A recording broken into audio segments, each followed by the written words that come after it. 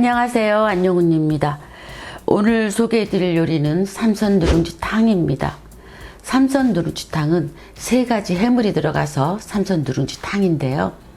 누룽지탕에는 여러가지 종류가 있습니다. 그 중에 하나입니다. 이 요리는 좋아하시는 분들이 많은데도 불구하고 좀 가격이 비싼 편이라 자주 드실 수 없었을지도 모르겠는데요. 오늘 이 영상을 보시고 누룽지탕 만드는 방법 별거 아니네 라고 생각하시고 가족들이 먹고 싶어 할 때마다 자주 편하게 그리고 저렴하게 해 드실 수 있으면 좋겠습니다. 재료 보겠습니다.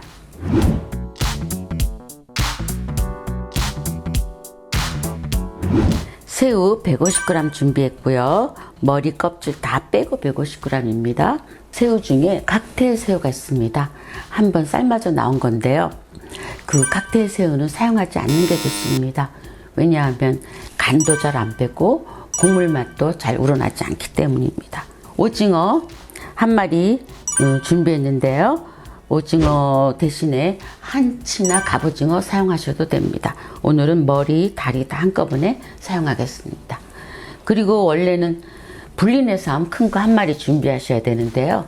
원래라는 게 없습니다. 그냥 있는 거 준비하시면 됩니다. 전복 4마리 준비했고요. 관자나 소라 사용하셔도 됩니다. 그런데 이 중에서 3가지 다 사용하지 않으셔도 됩니다. 이 중에 1가지나 2가지만 사용하셔도 됩니다. 새우만 있다면 새우 누룽지탕, 오징어만 있다면 오징어 누룽지탕, 이 중에 뭐 2가지만 사용한다면 그냥 해물 누룽지탕이 됩니다. 그 대신에 양을 좀 넉넉히 준비하시면 되겠죠. 그리고 야채는 죽순과 청경채를 준비했는데요. 죽순은 이거는 캔이라서 제가 끓는 물에 살짝 데쳐서 사용하겠습니다. 죽순 대신에 새송이버섯 사용하셔도 됩니다. 그런데 식감이 좀 다릅니다. 청경채 대신에 양상추나 상추 사용하셔도 되는데요. 양상추나 상추 사용할 때는 맨 마지막에 넣어서 야채 아삭한 맛을 살리게 하시는 게 좋습니다. 국물의 맛을 내줄 향신 재료는 파 1대 분량, 그 다음에 마늘 7, 8개, 그 다음에 마른 표고버섯 5-6개가 필요한데요. 생표고버섯 사용하셔도 됩니다. 그러나 가능하다면 마른 표고버섯을 사용하는 게 좋습니다. 이 마른 표고버섯이 닭육수와 만나서 누룽지탕의 맛을 완성시킵니다. 그리고 오늘 누룽지탕의 주인공인 누룽지가 있는데요. 이 누룽지는 제가 찹쌀을 불려서 쪄서 만들었습니다. 그냥 집에서 먹다 남은 밥 누룽지 만드는 거, 그래서 바싹 말린 거, 잡곡도 좋고 흰쌀밥도 좋습니다. 이 2가지 맛의 차이는 맵쌀이나 잡곡 누룽지는 조금 오래 바삭거린다면 찹쌀 누룽지는 바삭거리다가 국물과 만나서 쫄깃거립니다. 그리고 찹쌀 누룽지가 녹으면 또 탕이 또 더 맛있습니다. 창동 재료상에 가면 누룽지탕용 누룽지가 나와 있습니다. 그런데 아무래도 집에서 만든 것보다는 가격이 좀 비싼 편이고요. 그 누룽지는 소금간이 되어 있기 때문에 누룽지가 맛있어서 계속 누룽지를 넣고 먹다 보면 국물 맛이 짜게 되기가 쉽습니다. 가능하나 소금간이 안 된 집에서 만든 누룽지나 또 마트에서 파는 누룽지 그거 사용하셔도 됩니다. 이 누룽지가 없거나 아니면 누룽지 튀기는 거 나 좀 부담스러워 하시는 분들은 누룽지를 빼고 이렇게 삼성탕을 해 드시면 됩니다. 상당히 맛있습니다. 그리고 육수 양을 좀 줄이면 제가 3컵을 사용할 텐데요. 2컵 정도로 줄이면 그냥 삼성탕으로 덮밥을 해 드실 수도 있습니다. 채식주의자를 위해서는 제가 해물을 다 빼고 버섯만 넣어서 버섯 누룽지탕을 만들어 두시면 됩니다. 버섯은 아무 버섯이나 좋습니다. 새송이, 표고, 이건 백목이 버섯인데요. 그냥 목이버섯이나 초고버섯, 돌버섯, 양송이버섯 그냥 편할 대로 준비할 수 있는 대로 하시면 됩니다. 자, 죽순은 캔에서 나온 거라서 한번 데쳐서 사용하겠습니다. 센 불에 넣어서 한 번만 끓으면 꺼내시면 됩니다. 여기서 푹 삶으시면 안 됩니다. 이렇게 해서 끓으면 바로 꺼내서 찬물에 식혀서 자기 온도에 더 이상 익지 않게 해주고요. 그 다음에 마른 표고버섯은 따끈한 물에 불립니다. 찬물에 불려도 되지만 찬물에 불리면 시간이 오래 걸립니다. 이렇게 해서 아무 뚜껑이나 덮어서 버섯이 물에 잠기게, 그래야 빠른 시간 안에 불릴 수가 있습니다. 이렇게 불리려면 20분 이상 불려야 되는데요. 물론 두께와 크기에 따라서 다릅니다. 불리고 나서는 씻을 때 여기 사이사이에 주름에 먼지가 끼지 않았나 잘 닦아주시고, 그리고 꼭 짜서 기름 떼고 사용하시면 됩니다. 자, 야채를 썰겠습니다. 마늘은 다지지 않고 이렇게 슬라이스 해주는데요.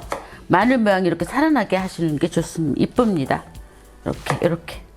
그다음에 파는 이렇게 해서 반만 잘라주십니다. 표고버섯은 기둥을 떼고 사용합니다. 그 다음에 이렇게 점여서.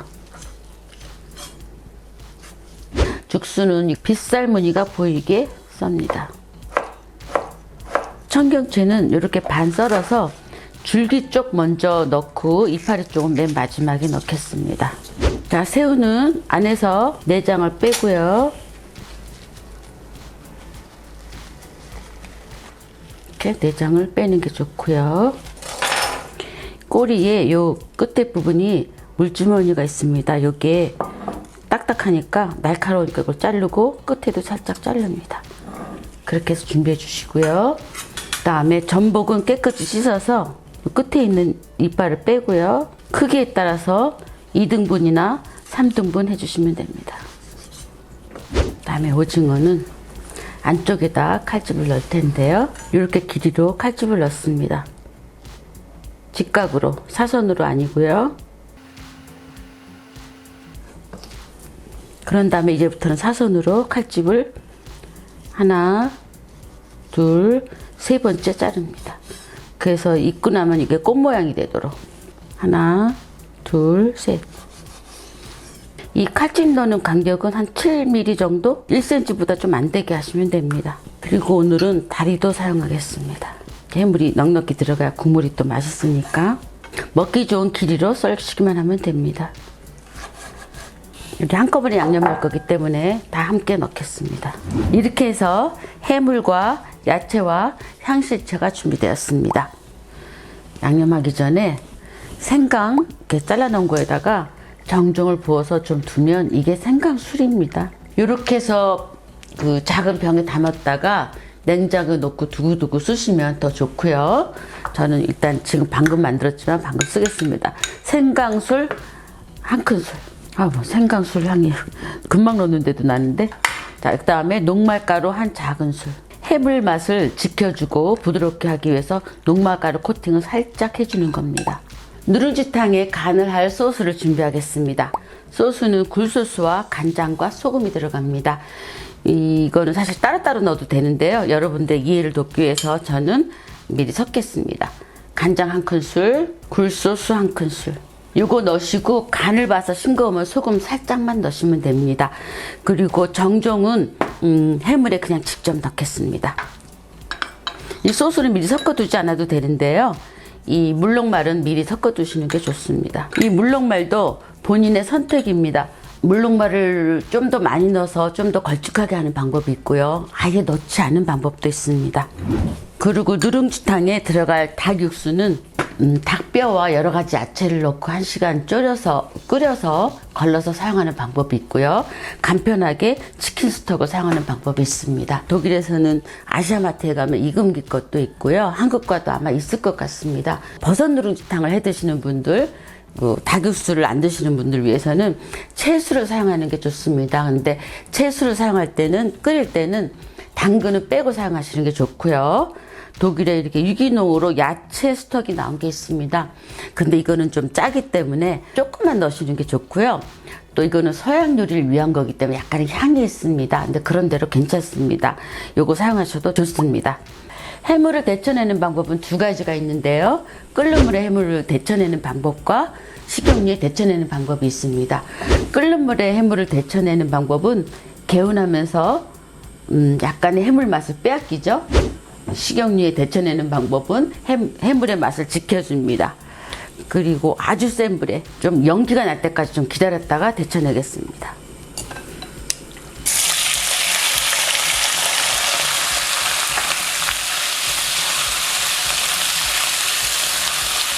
겉에만 살짝 익히고 속이 좀 덜 익었다 할 때 꺼내야 됩니다. 한 70~80% 정도만 익힌다고 생각하시면 됩니다.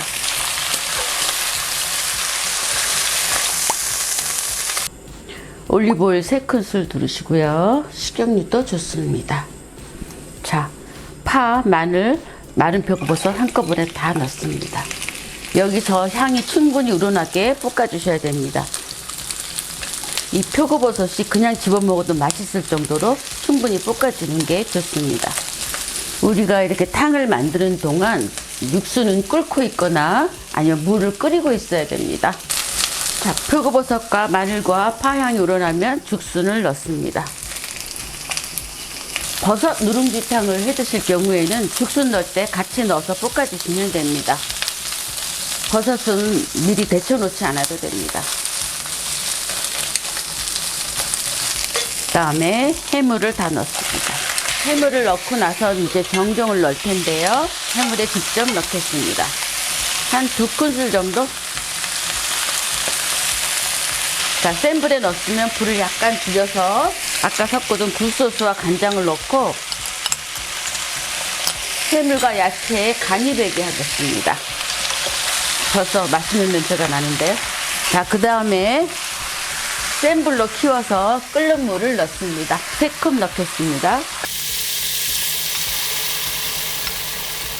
넣자마자 이렇게 바로 끓어야지 식었거나 차가운 육수나 물을 넣으면 끓어오는 사이에 해물이 너무 익어버려서 질겨지게 될 수가 있습니다.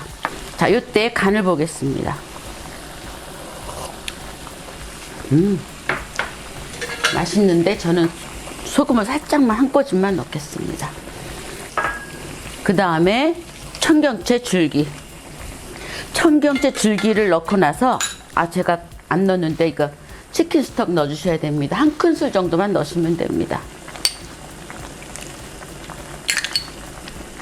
청경채 넣고 나서 물녹말을 넣었는데 이렇게 물녹말을 섞어두고 나면 이렇게 분리가 됩니다. 잘 섞으셔야 됩니다.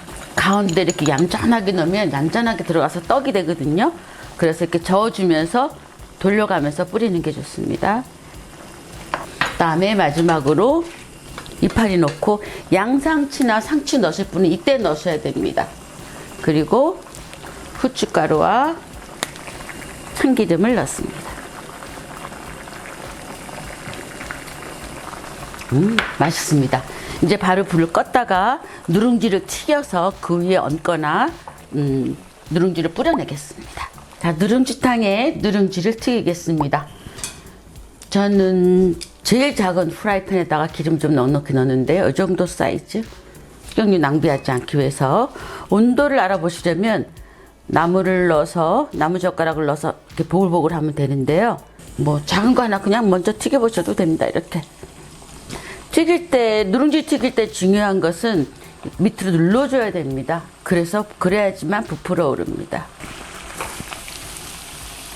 또 눌러서 부풀어 오르는 게 보이시나요? 이 누룽지 튀긴 식용유는 재사용해도 됩니다. 워낙 깨끗하니까. 자, 이 정도면 충분한 것 같습니다. 이 누룽지를 접시에 먼저 넣으셔도 좋고요. 그리고 나중에 위에 얹어도 좋습니다.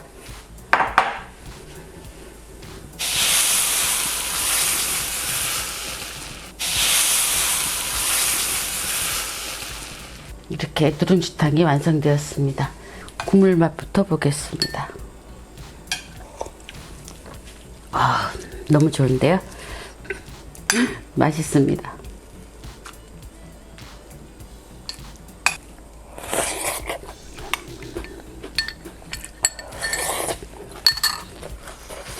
누룽지탕은 언제 먹어도 맛있습니다. 독일에서 엔지니어로 일하고 있는 우리 딸이 휴가 때 한국에 오면 외식도 하지만 제가 맛있는 것도 이것저것 해줍니다. 떠나기 전에 뭐 먹고 싶냐고 물어보면 엄마 누룽지탕 한 번만 더 먹으면 안 돼요? 라고 했었습니다. 여러분도 쉽게 자주 먹고 싶을 때마다 해드릴 수 있으면 좋겠습니다. 여기까지 삼선 누룽지탕이었습니다. 감사합니다.